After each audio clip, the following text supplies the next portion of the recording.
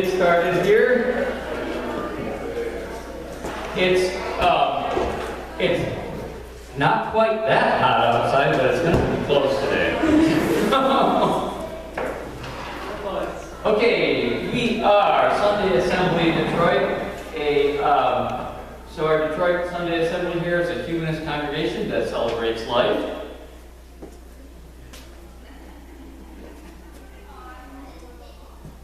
Our motto is to live better, help often, and wonder more. And we'll certainly be working on doing all of those today. Helping often, especially with the kids.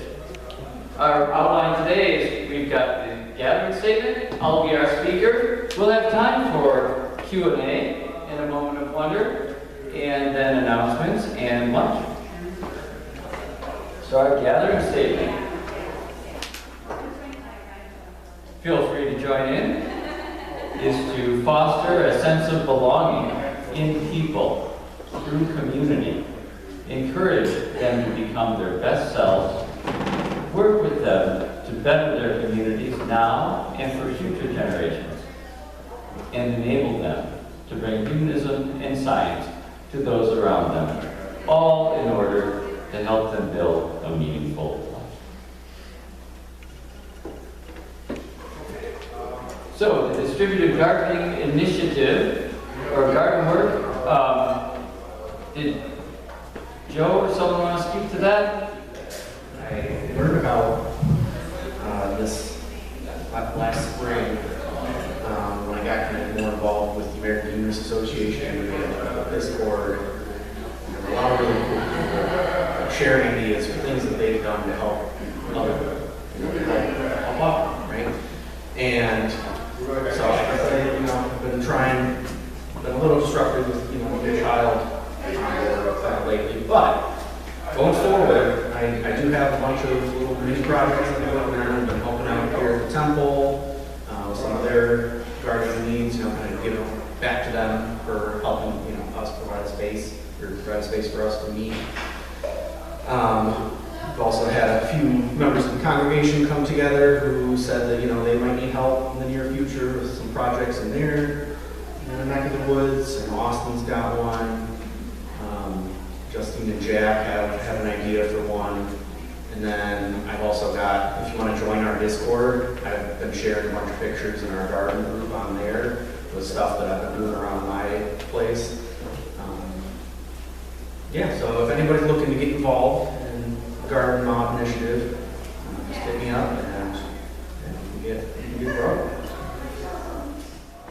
Okay. So for our speaker, I'm our speaker today. I'm Jon Cleland Host. I've got a background in material science and a lot of interest in all science topics. Today I'll be talking about Earth history and how it relates to us today. So, with that, I'll move forward with the deadly blue skies of ancient Earth. You might have recognized the ELO song, Mr. Blue Sky, coming in. And so I want to start off with an honesty pledge. It's a bit of a pity that I have to do this, but that I have to say this out loud. It should be assumed for any public talk like this. Everything I present is consistent with the scientific consensus to the best of my knowledge, and if it's not, I'll say so if it's controversial at all. And I'm certainly going to not say anything against the scientific consensus. Just to reinforce that, for a lot of these, you can check the reference, which is on the slide, often in the lower right corner. So with that, another little caveat is today we will only scratch the surface. This is a huge topic. It is not designed to go into all the details of this. This is designed to be fun, informative, and relevant to us. Specifically, it's going to talk about geology, chemistry, genetic chemistry, biology, and other subjects. And like I said, I'm not going to get into full detail on any of those. Okay, so for today, let's start off by going back a long way in time. Going back to before there were mammoths before there were dinosaurs. Even before that, I wanted to point out on here that this is a nice little spiral showing our Earth's history. And so we've got the Cenozoic here with mammoths and humans way here on the right, dinosaurs here, and all the way, life on land starting here, all the way back. Before that, life was only in the ocean, and stromatolite formation, and the early Earth, which we saw the picture of at the very start. And so if we go back before dinosaurs, before even Dimetrodon here, who is, this family includes our ancestors, not a dinosaur. And before trilobites, before even animals existed, before there were plants, before even seaweed. We are going to start off by going back 3 billion years, which is right around here. So with that, here's what our Earth looked like. Now, hold on a second, what's going on? Is the color wrong in this projector or something? No, the ocean was green. And this is before there was any life. This is not seaweed making it green. We might say, okay, why would it be green? The reason is, if you look at the formation of our elements in stars, which I've had a chance to talk about, we'll talk about again because it's an awesome topic. We have a lot of iron in the universe because it's at an energy minimum. Because we have a lot of iron, there's a lot of iron on Earth.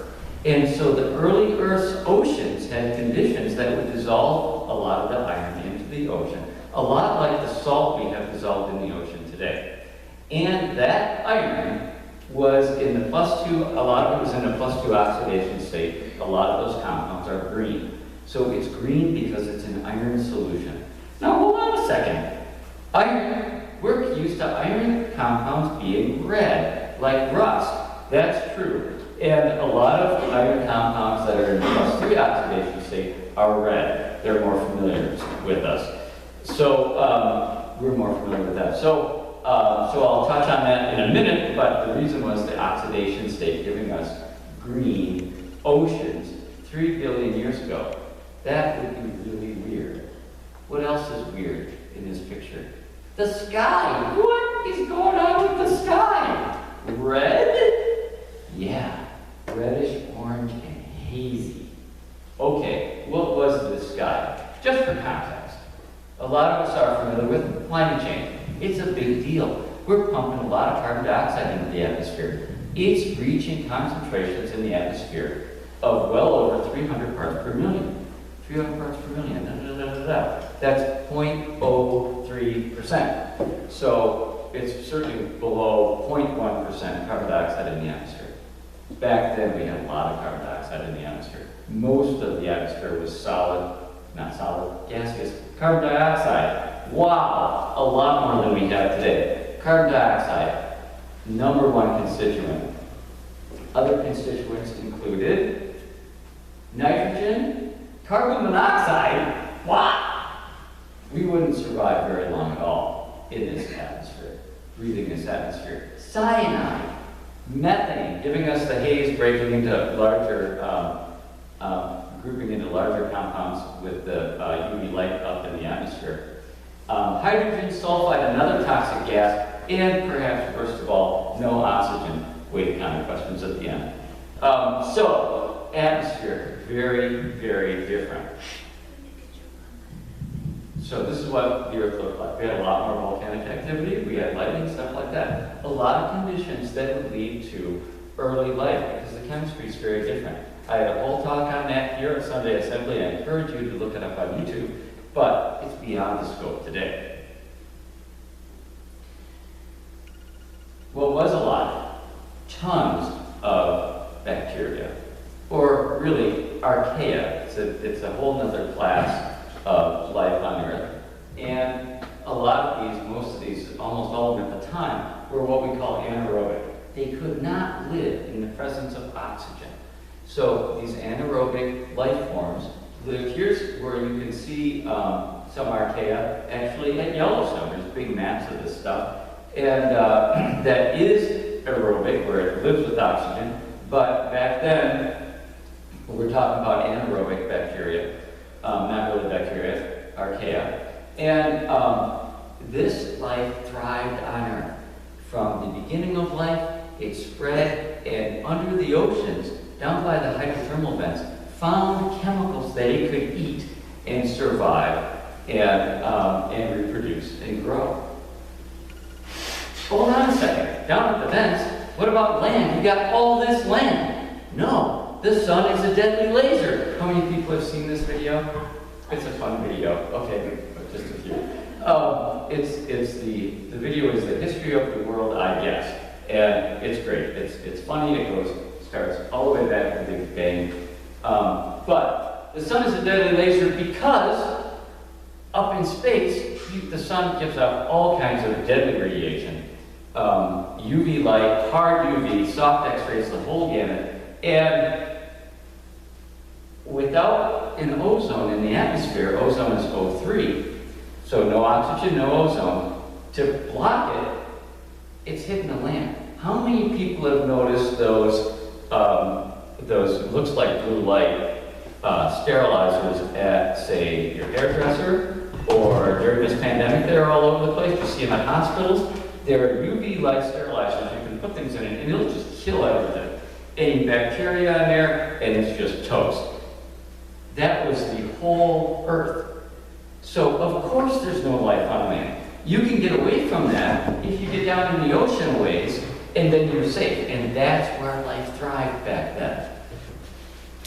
Life continued to evolve down there, coming up with all kinds of new evolutionary innovations. Remember, life is always trying to get food and make it into babies.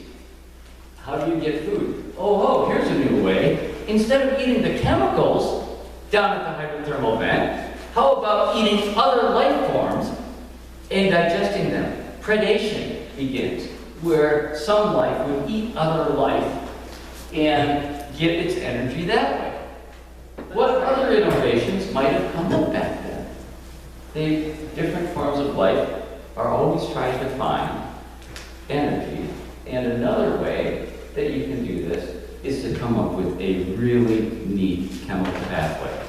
How about, instead of just straight hydrogen sulfide and other things at the vent, tearing off the hydrogen from water molecules? Water molecules are H2O. There's two hydrogens right there. I'm hungry, I want to eat those, right? How can you do that? You can do that with different kinds of photosynthesis. Now, the different chemical routes there are a whole other topic.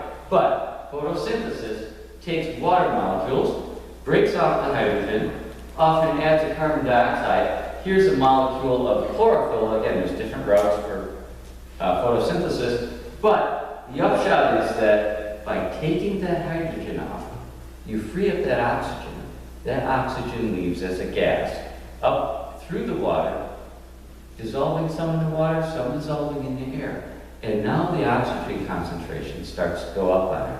As more and more of these bacteria have come up with photosynthesis, we call them blue-green algae or cyanobacteria. Cyan is a bluish-green. So then the Earth starts to look like this. Around 2.5 billion years ago. Now we've got, hold on a second, what are these things? What are these clumps? They're alive. They are stromatolites. They can still be found in some places on the Earth. They are clumps of cyanobacteria, and in this atmosphere, they are taking all those gases, taking the carbon dioxide out of the atmosphere, taking the water from around them, and churning out oxygen. That oxygen starts to change things. One thing it changes is it'll change the sky a little bit. Look up here. A little more blue. Starting to get a little more clear. Okay, but what about these guys? They're anaerobic. They can't live with oxygen. Oxygen is a toxic waste. It's a deadly poison. This stuff starts to die. This could be the first mass extinction on Earth. all around the Earth, over by the equator, up farther by the poles. These things are getting choked to death and dying because of the poisonous oxygen clouds being given off by the other bacteria. And the sky turns a deadly shade of blue. The oceans too start to change color. Why? Oh, here's another good thing. Look at this. Now you've got ozone up there. This took a while to form. You've got ozone up there blocking the UV light. Now you don't have a sterilization array covering the whole Earth. Now you have the stage set for life starting to get on land, which will happen later, plants first. That too is a whole separate topic. The oceans. In the oceans, you've got all this iron in a +2 state. It gets tons of oxygen. It reacts with that oxygen, forming oxides of iron and settling as solids down at the bottom of the ocean. You can imagine if I dried up the oceans, how much salt there would be, right? A lot. If I have all this stuff dissolved in the oceans and I start to settle it out, I'm settling out tons and tons of stuff, many, many megatons. We have made, during this time, layers of this iron oxide that are hundreds to thousands of feet thick in places on the Earth where you have the ocean. These are known as banded iron formations. And you can take this stuff, humans figured out much later how to take this stuff, extract the iron, and use the iron. We drove here today with iron from those ancient oceans. How many people know this song?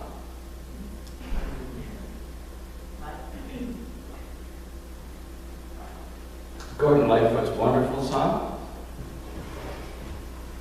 Edmund Fitzgerald and ships like it mined this banded iron formation over in Minnesota, taking it across Lake Superior to fuel the auto industry and so many other uses of iron. It weighs a lot, and so when there's a big storm, those ships can be in trouble. Uh-oh, we still have the predation going on. We still have situations where some kinds of life are eating others, and now we have some bacteria that can metabolize this oxygen and survive. Because when you have that strong and deadly situation, you know life will evolve some way around it if it can. And they're called Rixetta now, but a tiny little bacteria was able to survive with oxygen and metabolize it and use it for energy. And so back then, one of those got eaten by a larger eukaryotic cell, a larger cell that later clumped together to form animals. And so we have these little bacteria. Are they captive slaves? Are they parasites living off of us? I guess they're kind of both. It's a symbiotic relationship. We have hundreds of these, now we call them mitochondria, living in our cells, metabolizing our oxygen. And if we didn't have them, we could not breathe oxygen.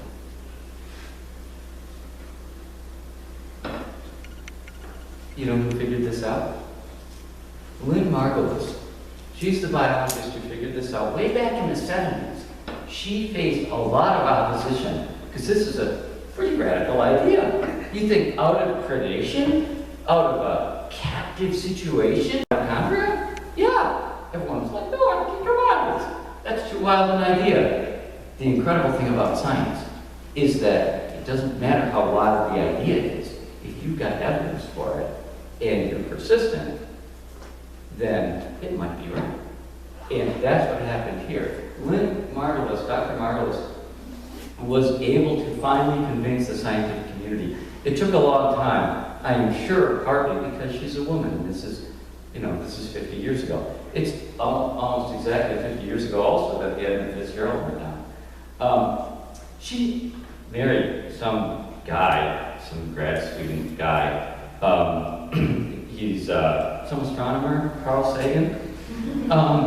So she had this idea that these are captured bacteria.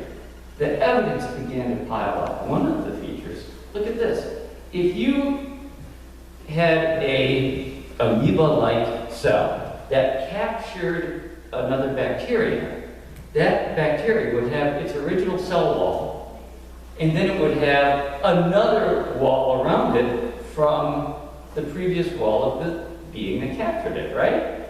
Here we go. 2 layers, outer membrane, inner membrane. And it has its own DNA, just like a bacteria would. We've got DNA in our mitochondria, we've got DNA in the nucleus.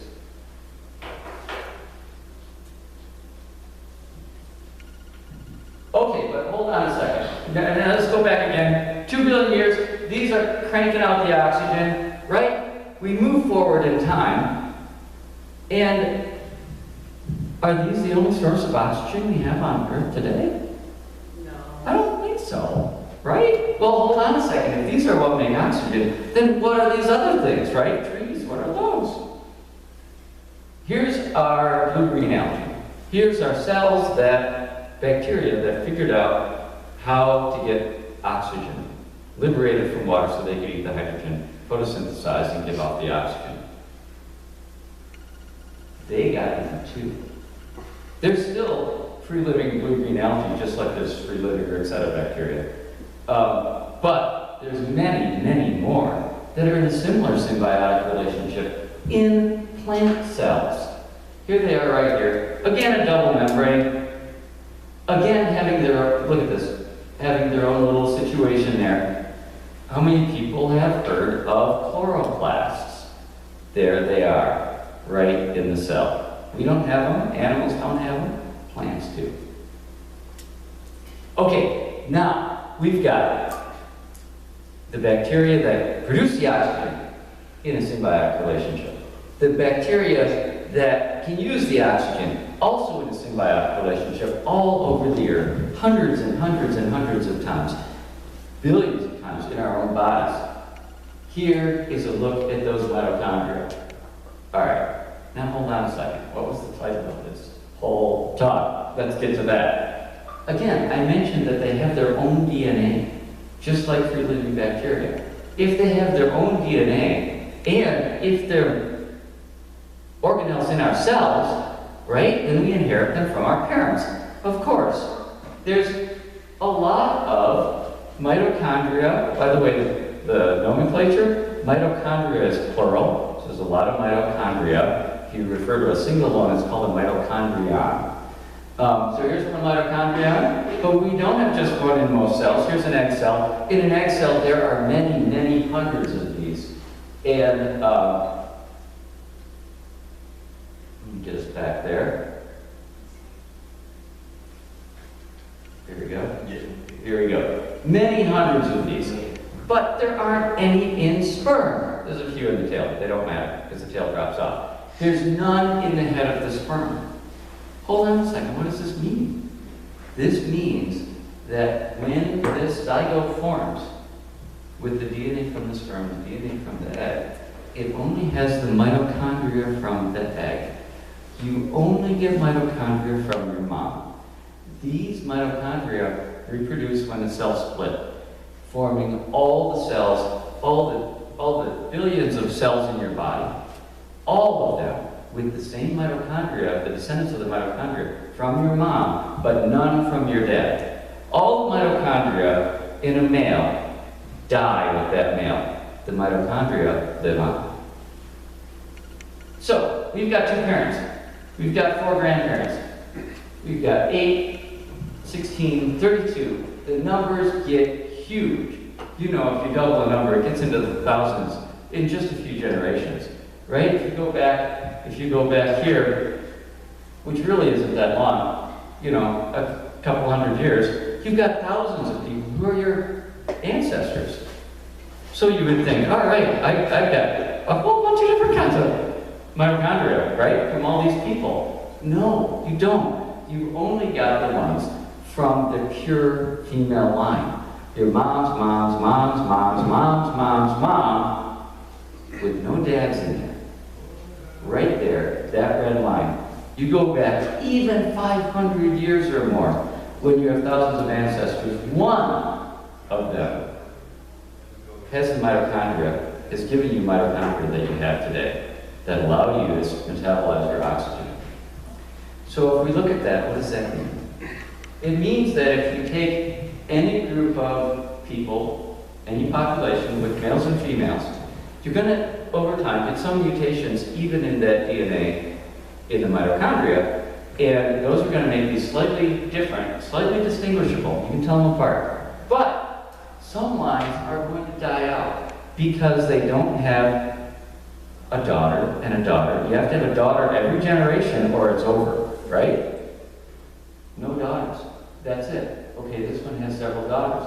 Okay, now we've got several daughters. Pretty soon this line dies out. So in that way, you've got two competing processes. You've got one process that is simplifying the mitochondrial gene pool, but at the same time, in each of these lines, every now and then you'll have a mutation that'll make it a little bit different. And those make the typical nested hierarchy we see in evolution, and those make it easy to use a DNA test to distinguish among these different types. So that means we can trace human migration by looking at the mitochondria DNA. We can say, okay, we'll start here in Africa. As we get over here, we get one mutation.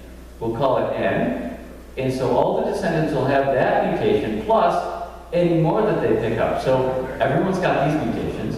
This group has the N, and then a subgroup will have N and K, N and J, and I. And so the scientists have named them after the last letter. And so we can trace the migrations, and we can see when people moved from Africa that they got to Australia about 70,000 years ago, got into the Americas before 12,000 years ago, and so on.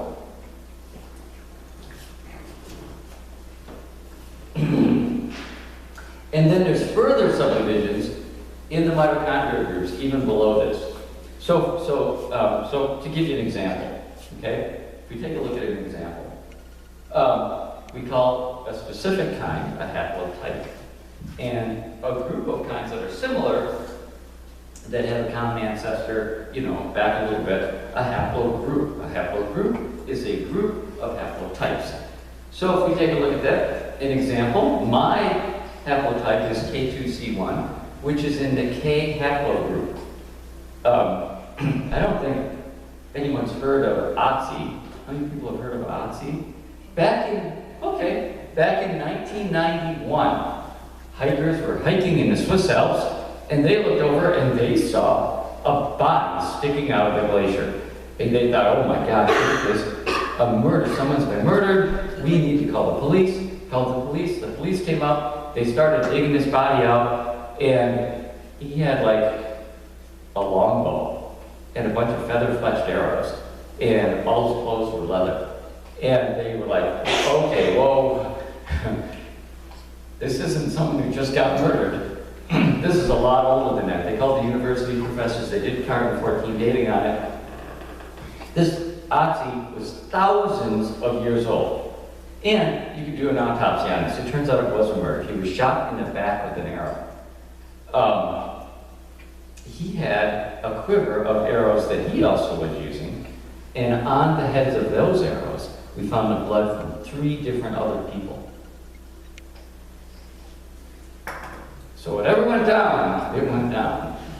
But I happen to have the same haplogroup as Otzi. And of course, I'm a guy, and so that means that none of my kids do.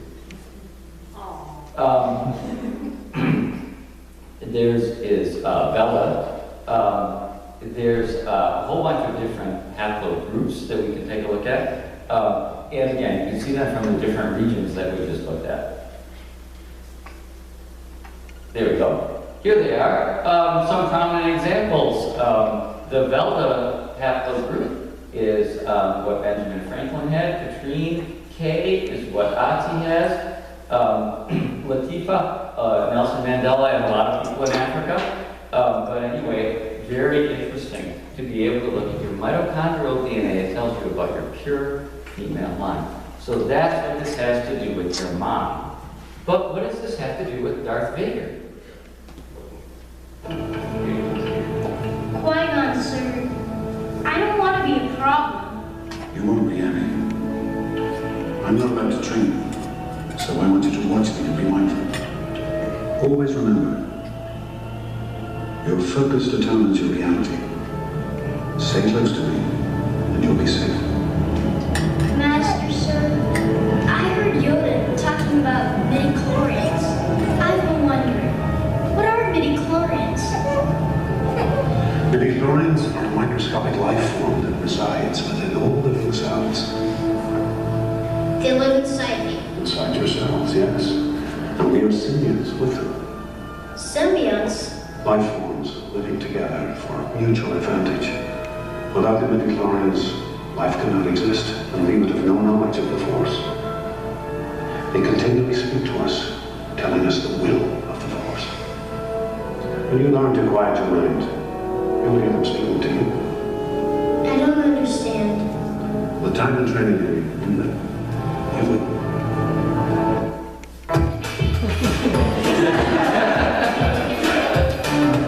All right. Midichlorians in the Star Wars universe, an obvious inspiration from our mitochondria, living inside us, giving us power and energy, allowing us to survive, symbiotes at every level. Questions? Yeah, come. Sigma. What? Sigma. Okay. Anyone else? How do you know what kind you came from? If you do a standard DNA test with 23andMe, it'll include your autosomal DNA and your mitochondrial DNA, and it'll have your haplogroup in there. Yep. Really interesting to see this. And if you think about it, it works to think about the logic is really pretty straightforward once you figure it out, right? Kids have the mitochondrial group of their mom, always, right? So all you have to do is think about whose mom is whose, right? And dads don't matter. And you can figure out who will have the same mitochondrial haplogroup. And if one of them got tested, then you know.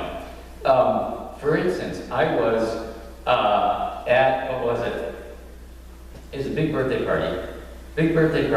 I was with my wife and her family, and I was sitting at the table with my brother-in-law and my father-in-law, and I looked around, and I said, you guys, you know what? Out of the, oh my gosh, had to be well over a dozen, maybe almost 20 people there. I said, you know, the three of us sitting at this table are the only ones who aren't Helene mitochondrial haplogroup.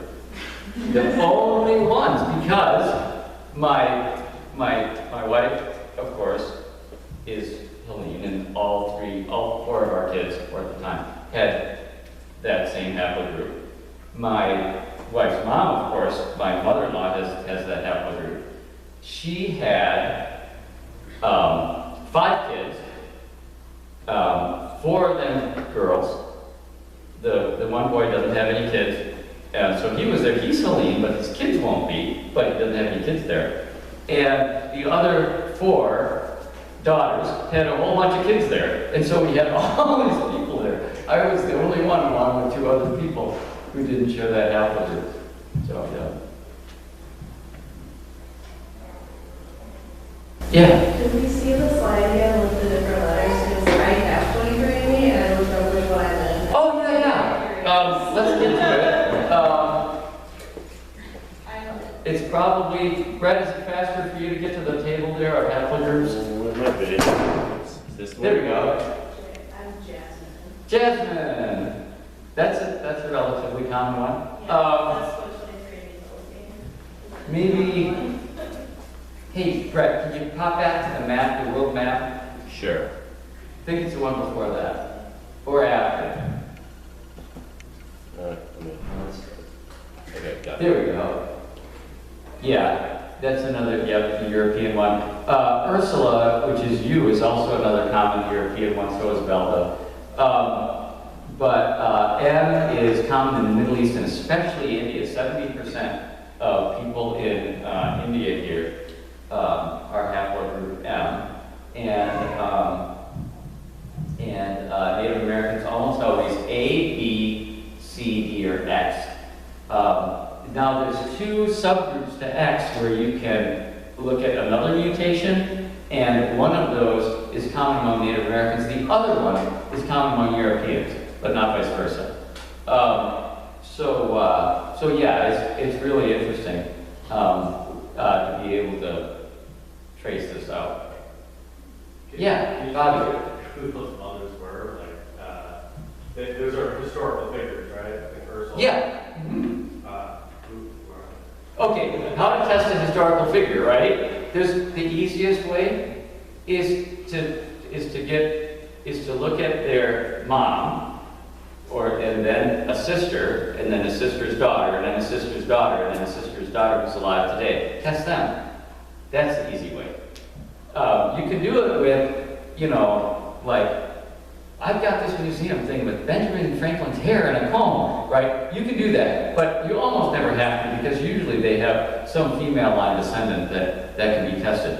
Now, notice that you get the same thing on the other side if you look at the Y chromosome, because that's only passed along males. Again, you get just the pure male line. So you can find out someone's Y chromosome haplogroup the same way by testing a male descendant line. That's what they've done with people like Thomas Jefferson and things like that. Yeah, Connie? If all of our mitochondria come from the mom, then what does the sperm do? If all your mitochondria are from mom, yes they are, what? What does the sperm do? Okay, just the Y chromosome, but no mitochondria because there's no mitochondria in the head of the sperm. So all my mitochondria die with me. Okay. Yeah. How did X end up in Europe and North America, but not in Asia? Which one? X. Like, how did it migrate without going through Asia? Oh, we're not completely sure. I'm not completely sure. I don't know if anyone knows, because there's two ways things can be unknown, right? It can be unknown that I don't know, but someone else knows them, like how fast lung cancer spreads. I don't know that, but people know that, right? Or it could be something where no one knows it. I'm not sure which of those two categories it's in.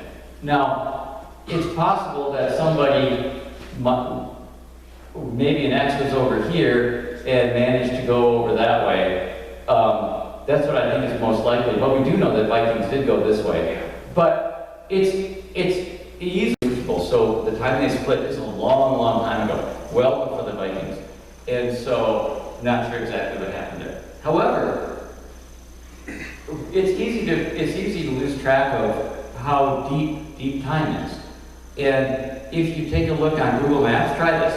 Go on Google Maps, take this location down here in South Africa, and this location up here, and hit, I'm going to travel that, right? And switch it to walking, right?